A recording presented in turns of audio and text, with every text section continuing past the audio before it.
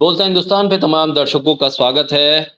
CGI Chandrachud retirement के करीब आते ही कुछ ऐसे फैसले ले रहे हैं या उन्होंने लिए हैं कि उसको लेकर उनको हिस्टोरिकल चीफ जस्टिस के तौर पर याद किया जाएगा। बड़े फैसले लेने वाले चीफ जस्टिस के तौर पर याद किया जाए, परिवर्तन लाने वाले चीफ जस्टिस के तौर पर याद किया जाए।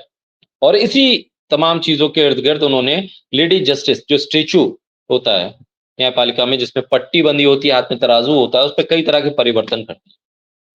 काली पट्टी हटा दी, तलवार की जगह संविधान, और तमाम चीजों के बाद एक तरह से सीजीआई की इस पहल की एक वर्ग ने बहुत तारीफ की, कहा कि देखिए कितना अच्छा बदलाव किया है, ये तमाम चीजें सामने आई।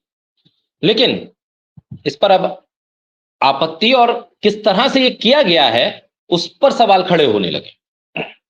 एक तरफा काम किया गया, सिर्फ मैं याद किया जाऊं इस भावना के तहत यह काम किया गया है। दरअसल लेडी जस्टिस की नई प्रतिमा पर अब विवाद शुरू हो गया।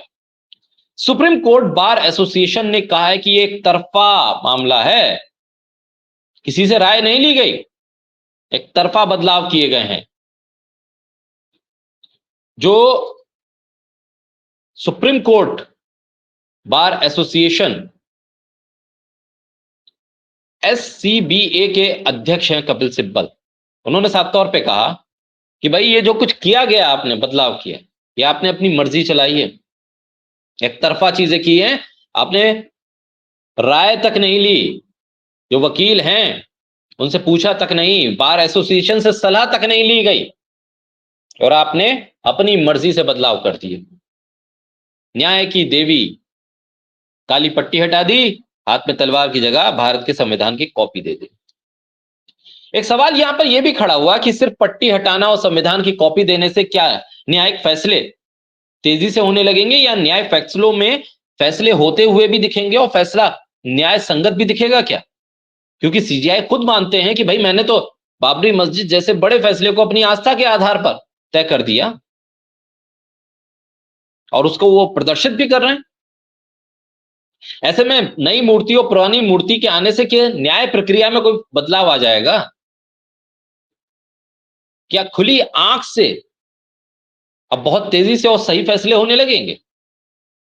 पुरानी मूर्ति में किए गए बदलाव पर सुप्रीम कोर्ट बार एसोसिएशन ने साफ तौर पर ऑब्जेक्शन जताया है कि पहले हमारे सदस्यों में से किसी भी तरह से किसी का भी कोई राय नहीं ली गई, कोई परामर्श नहीं लिया गया, कुछ पूछा भी नहीं गया।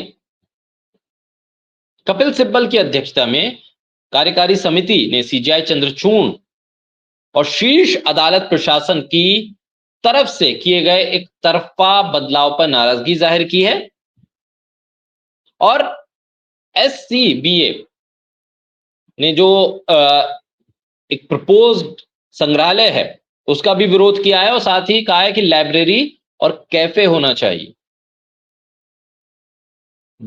इसमें इस पूरे मामले में सुप्रीम कोर्ट बार एसोसिएशन ने 22 अक्टूबर को अपने जो पारित प्रस्ताव है उसमें उन्होंने कहा है कि सुप्रीम कोर्ट बार एसोसिएशन की कार्य समिति ने देखा कि हाल ही में सुप्रीम कोर्ट की तरफ से एक तरफा फैसले लिए गए और कुछ ऐसे बदलाव किए गए जो बहुत शॉकिंग थे, और एक तरह से जो बेसिक फंडामेंटल चले आ रहे थे उसमें एकदम बदलाव कर दिया गया।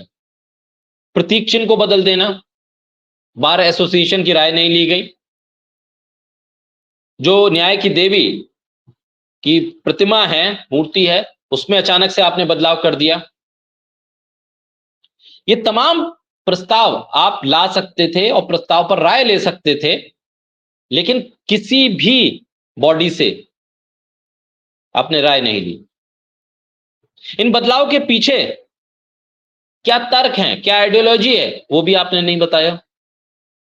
ये गंभीर सवाल कपिल सिब्बल ने उठाया।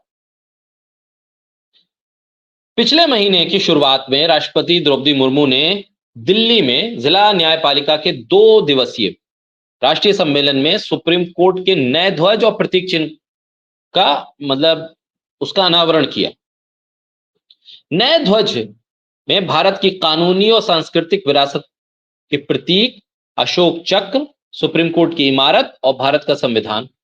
सुप्रीम कोर्ट का नया झंडा नीले रंग का है, प्रतीक चिन्ह पर भारत का सर्वोच्च न्यायालय और यतो धर्मो स्थितो जया ये लिखा हुआ है। सीजीआई डीवाई चंद्रचूड़ ने कोर्ट परिसर में न्याय की देवी प्रतिमा का भी अनावरण किया, जिसमें मूल लेडी जस्टिस की जगह ली। नई प्रतिमा साड़ी पहने हुए है, आंखों पर पट्टी नहीं है, तलवार की जगह संविधान है, एक हाथ में तराजू। अब सवाल यह है कि ये तमाम बदलाव डीवाई चंद्रचूड़ क्या अपनी मर्जी से कर रहे हैं? क्या खुद को स्थापित यानी कि रिटायरमेंट के बाद लोग डीवाई चंद्रचूड़ को याद करें इसलिए फैसले हो रहे हैं, या इसके पीछे कोई मकसद है, कोई लॉजिक है? और अगर लॉजिक है, कोई मकसद है और न्याय की प्रक्रिया को इससे कोई फायदा होने वाला था तो सिर्फ चीफ जस्टिस ने अपनी मर्जी थोपी है। बार एसोसिएशन जो कह रहा है राय तक नहीं ली गई। क्या सुप्रीम कोर्ट में भी इसी तरह से फैसले हो रहे हैं कि जिसके पास ताकत है, जो फैसले करने की ताकत रखता है, वो अपनी मर्जी थोप दे और सामने जो लोग हैं उन्हें वो मर्जी माननी पड़े, ऐसा दबाव है क्या?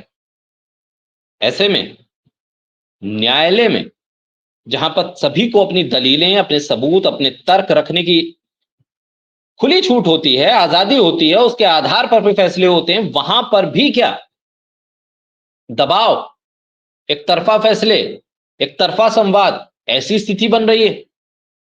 कपिल सिब्बल ने जो ऑब्जेक्शन उठाया है उससे साफ तौर पे ये लग रहा है कि जिन चीजों की न्यायालय में जरूरत है या बार एसोसिएशन जिस चीज को जरूरी मानती है उस पर ध्यान नहीं दिया जा रहा, बल्कि रिटायरमेंट के बाद लोग मुझे कैसे याद रखें इस पर ज्यादा फोकस किया गया है।